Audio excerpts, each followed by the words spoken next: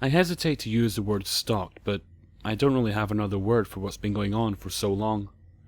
I'm a 28-year-old female from South Carolina. This man, my mom's ex-boyfriend, has been an unwelcome intrusion in our lives for 30 years, and frankly, I have a feeling that it's not going to end anytime soon.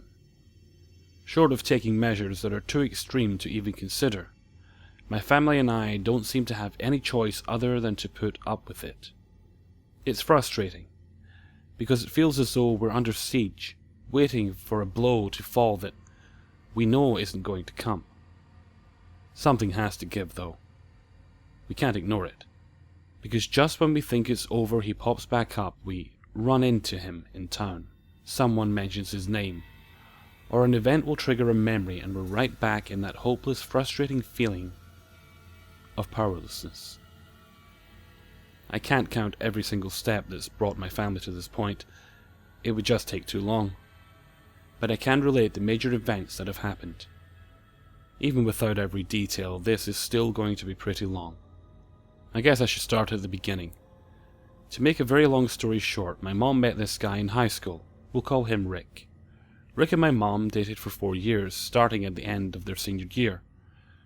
He was the son of a local politician, very good looking and athletic.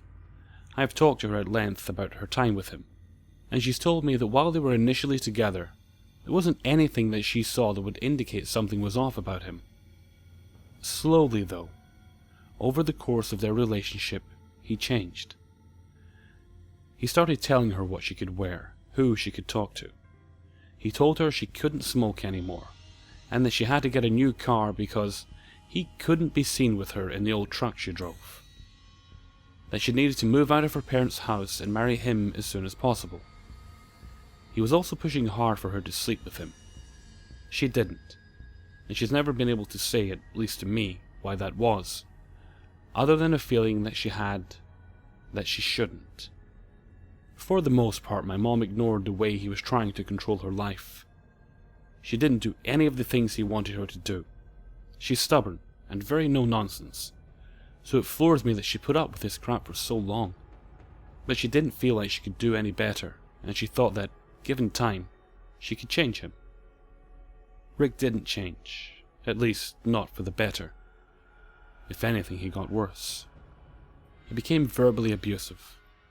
He told her that she was lucky a fat girl like her even had a boyfriend. He put her down every chance he got. One night Rick came to pick my mom up for a date, one of their last. When he saw my mom sitting with her parents ready to go, he looked her over, told her she looked like a hooker, and that if she wanted to be seen with him, she'd clean the makeup off her face and put on something else. My grandparents threw him out of the house, and my mom didn't call him for a while after that. Eventually she broke up with him. She'd found out that he was sleeping with a friend of hers among several other women. Over the course of the year, they were no longer together. Rick was constantly trying to get back with her. He'd call her at work and at home. He'd drive by where she was working her second job or follow her when she drove somewhere other than to work or home. He tried to get her friends to tell him where she was or to give her messages from him.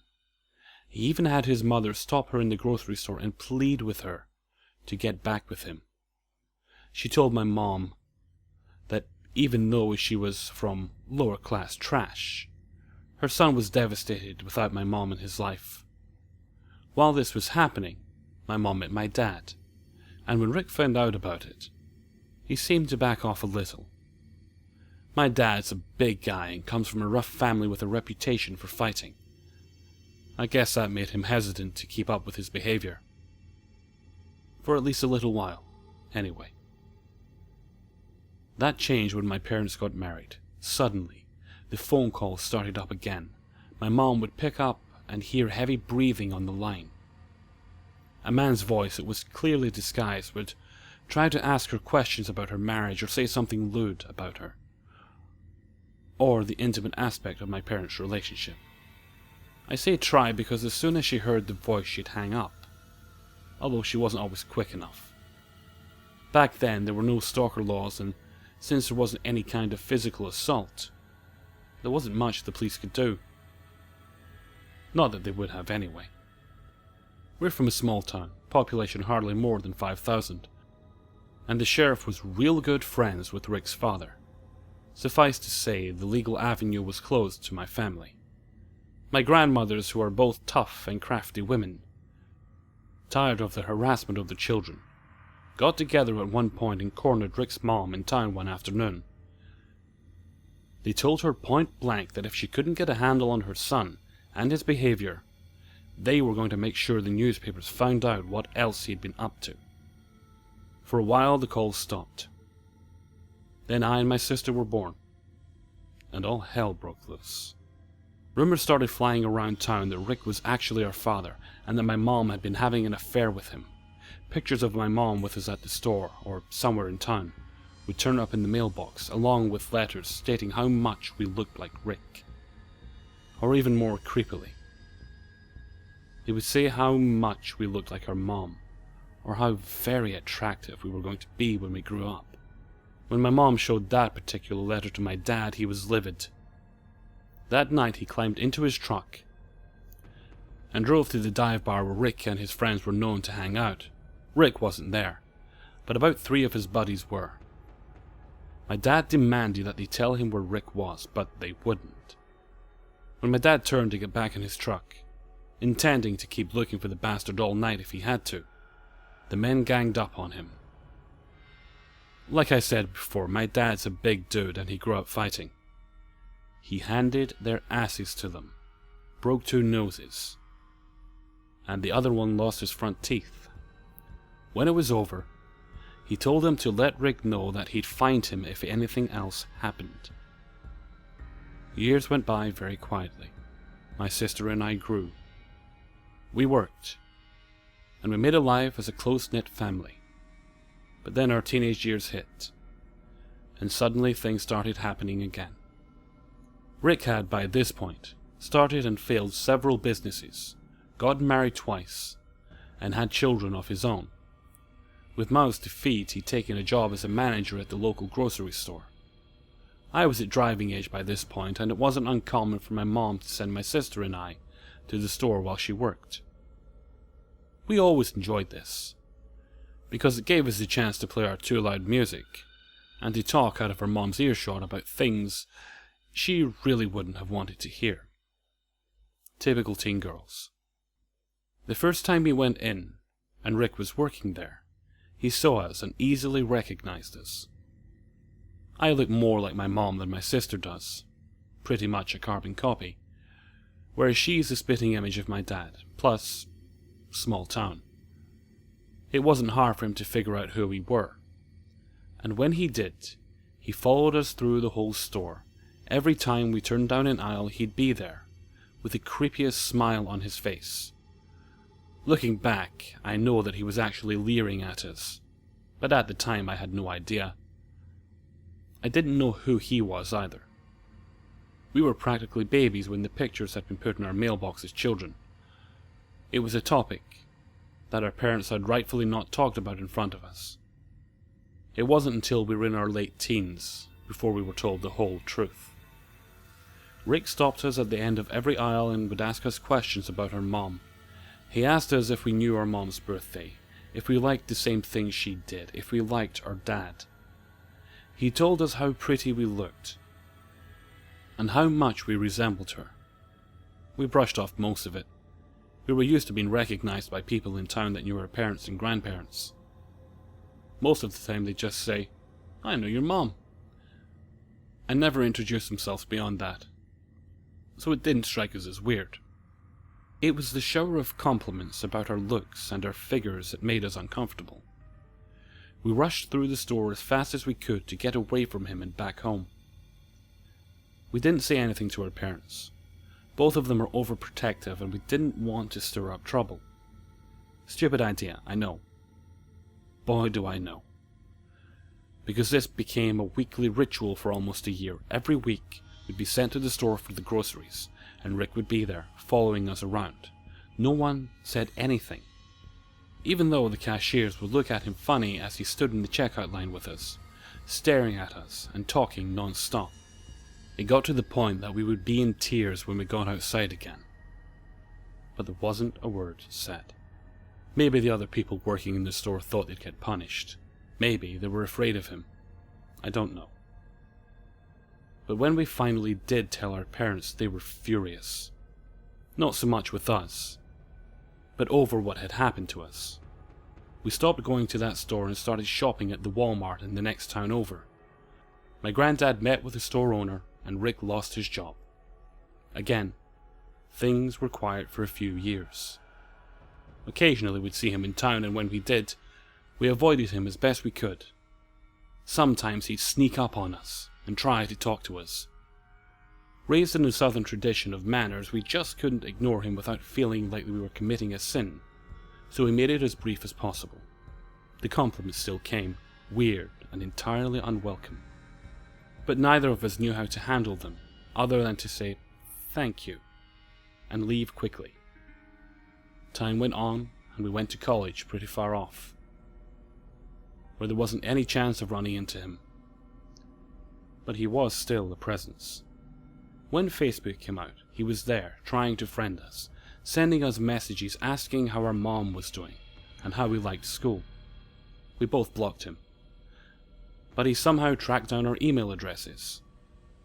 It wouldn't have been hard for him to get them, he just had to ask the right people, and we'd never thought about having to guard that information. Both of us got bombarded with emails from Rick, asking the same questions, and talking about how much he looked forward to seeing us at home again. The worst one was a message he sent me, asking me to let my mom know that all she had to do was tell him she was leaving my dad, and he'd divorce his current wife, leave his kids, and marry her, and that he would be the dad my sister and I needed in our lives. I blocked him immediately and called my sister, to let her know so she could be on the lookout. My mom doesn't have an email address, so he couldn't harass her like that. But the heavy-breathing phone calls came back for a while. Then we all got cell phones, and we haven't given the numbers to anyone except immediate family, or people we can trust implicitly, not to relay them to him. Which brings me to the present, and the reason I decided to sit down and write this out. I've just moved back to my hometown, fresh out of grad school and newly married. Things had been quiet for a long time. Rick was the furthest thing from my mind. My husband and I stopped by Walmart a couple of days back. We'd split up, and I was near the money center, just coming out of the restroom. My brain was focused on working my phone, trying to call my husband, so I could find him in the supermarket labyrinth, when I felt a tap on my shoulder. Distracted, I turned around, and almost dropped my phone when I realized I was standing face to face with that son of a bitch. Rick grinned at me and said, "Hello." I'm ashamed to say I couldn't squeeze out anything to respond. He'd snuck up on me, and I was so startled and freaked out that I couldn't say a word. Then he leaned in, his hands in his pockets, and that damn smile on his face. The one he used to wear when he'd follow my sister and me. And he goes, "You look just like your mom. If I was your dad, though, you'd look more like me." I was frozen as he grinned at me for about another few seconds, although it felt longer, before I turned on my heel and walked away. As calmly as I could, I put my phone to my ear and called my husband. It took everything I had not to burst into tears right there in the middle of the store. My husband knows the stories, and he was ready to beat the crap out of Rick for saying anything to me. But I ushered him out to our car. We went home without buying anything that day. I told my parents, and they're angry too.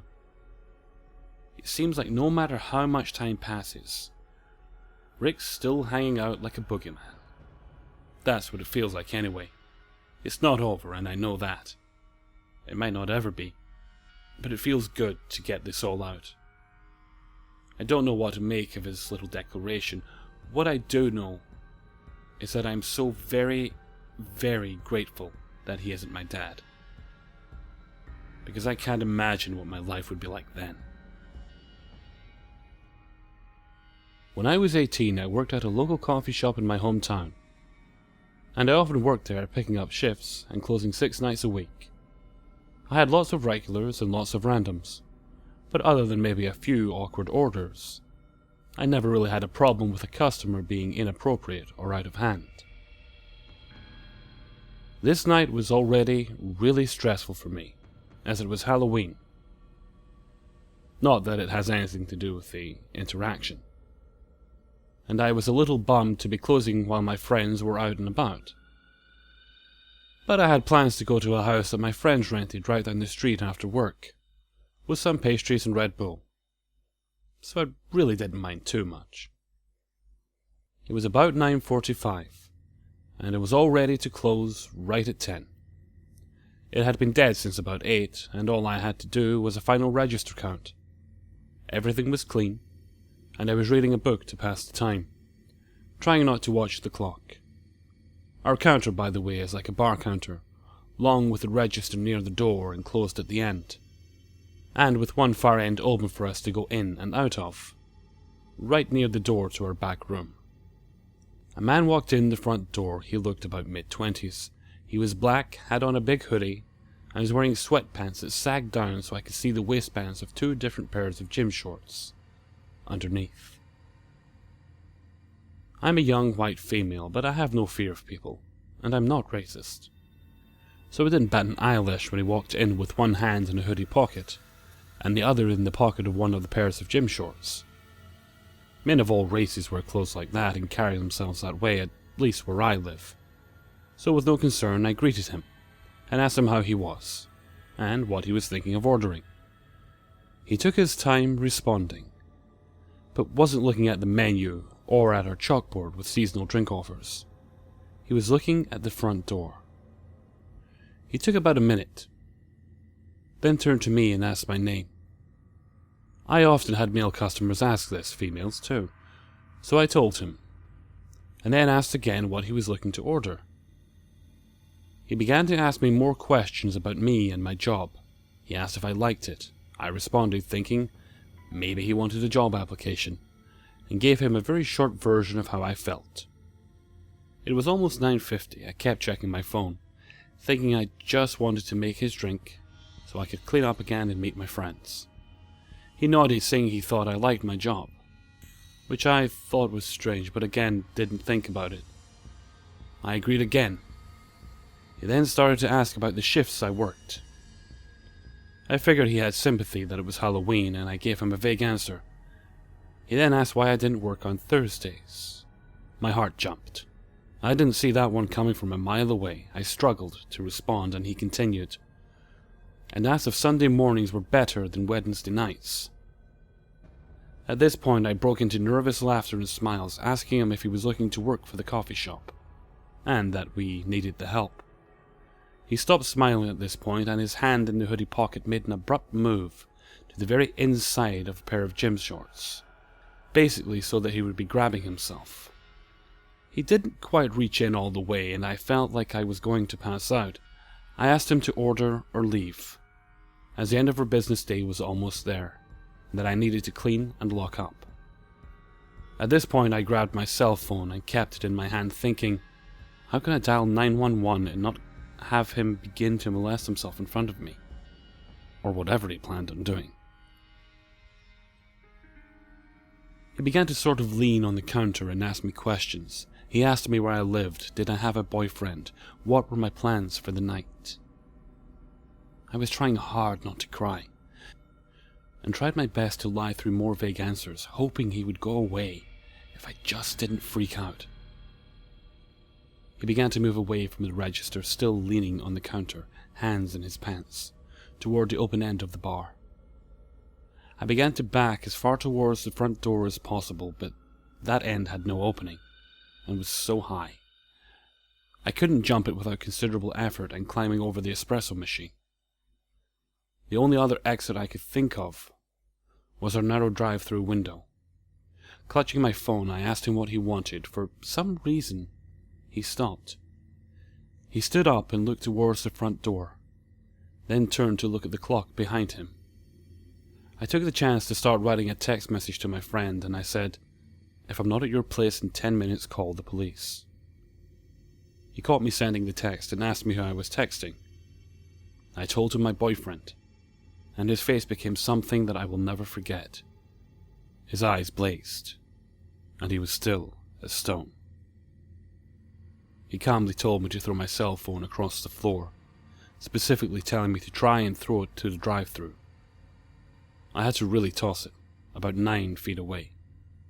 After, he began to scream, making his way down the counter.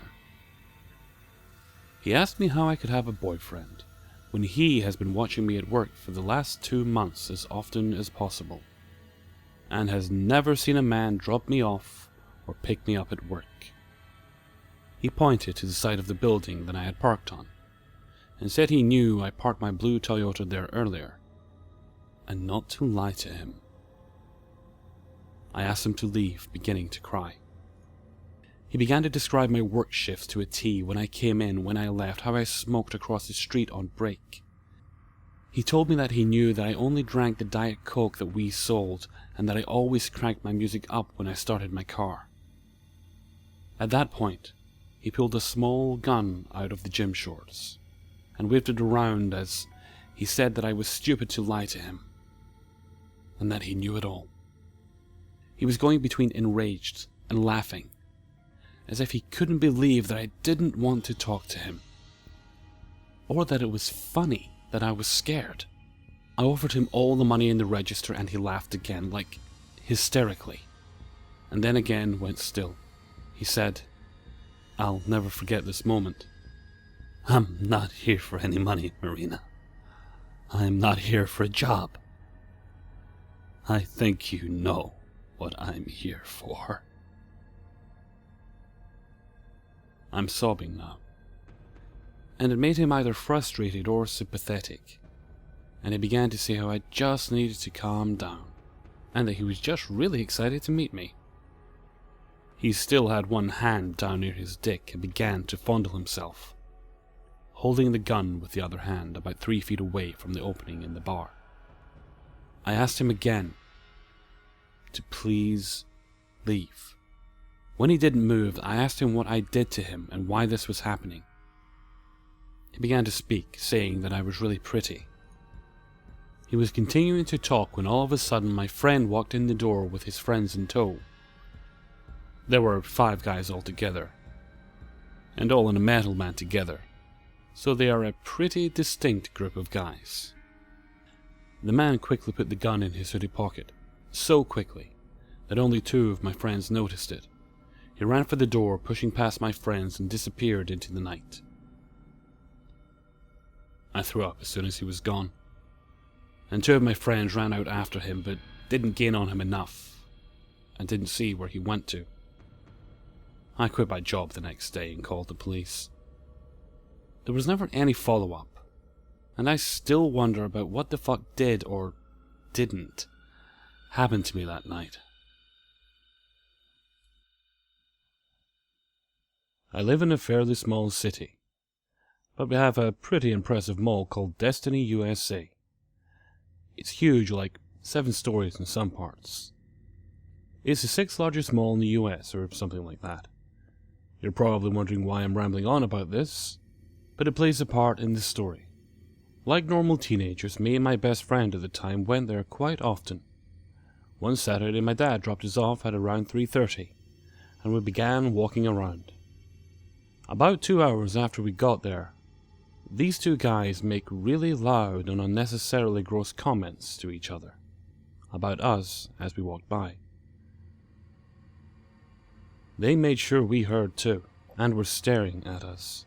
We were only 14 at the time, but we'd gotten catcalled quite a few times despite our age. Disgusting, I know, so we didn't really think anything of it at first. Not even 2 minutes later I looked back for whatever reason, and I realized the 2 guys from before were walking behind us. I'm a little uneasy from this, but not too worried. But I tell my friend anyways, and we decide to keep going, and take unexpected turns into stores to make sure they weren't following us. We went into various stores on that floor, and when we came out, they were always lingering nearby a bench, but not actually sitting down. and they always began walking again as soon as we exited the store. At this point we're panicking as neither of us were large or intimidating girls. I was only 5'2", and she stood at a mere 4'9", and neither of us weighed any more than 105 pounds. We speedwalked to the nearest elevator, trying not to let them know that we caught on to them following us. We pushed a random button, and ended up getting off on the floor underneath the one we were previously on. We walk around for a while until we see the same guys coming from the opposite direction towards us. My friend alerts me about it, and we go back the way we came from, and took the escalator up to another floor, then run over to a section of the mall that was recently built. After we're a good distance into the new section of the mall, we start peeking over the railing onto the floor below us. It doesn't take long for these two fuckers to show up there, frantically looking around trying to figure out where we were. As I mentioned before, our mall is huge. It's super unlikely to see the same person twice, let alone multiple times in a matter of 15 minutes. I start planning in my head what we're going to do, but I soon realize that since they were directly underneath us, even if we decided to take off, there's a balcony sort of thing on all the floors that allows you to look both down onto the floors below you and above you onto higher floors, which means they could see us pretty much anywhere we decided to go. It's hard to explain. We try sneaking into a nearby store and out of view of these two creeps, all the while praying they didn't look up to the floor above them. And just then we hear a loud, "There they are! Come on! Let's go!" We look back and one of the guys is pointing at us, and they're both looking at us with this angry expression. They start booking it to one of the escalators that lead to the floor we were currently on. Me and my friend are in full panic mode by now.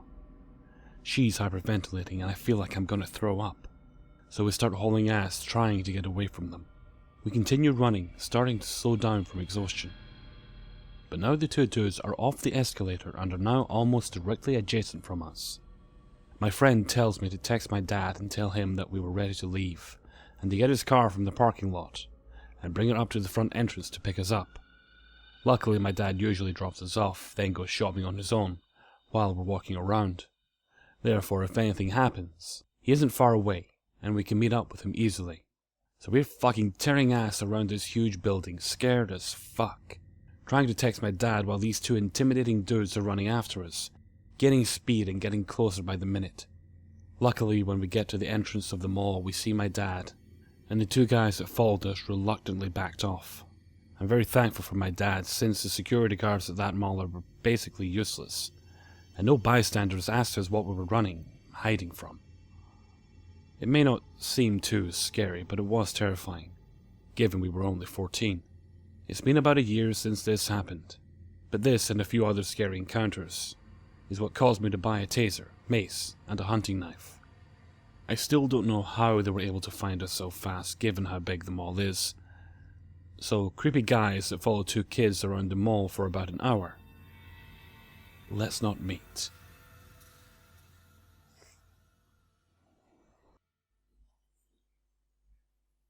Hello everyone, Hellfreezer again. Thank you very much for listening to episode 18. I do apologize, however, if my voice sounds a little rougher than usual in the videos, as you might know from listening to the previous ones, I've been fighting off the flu for a few weeks here. It is actually getting a little bit better, but still not entirely recovered yet. Bright side is, though, I'm using up some holiday, vacation time from work, so I've got 2 weeks to myself. Plenty of time to rest and, hopefully, record lots more interesting and scary stuff for you guys. So until next time, thank you very much for listening, and take good care of yourselves.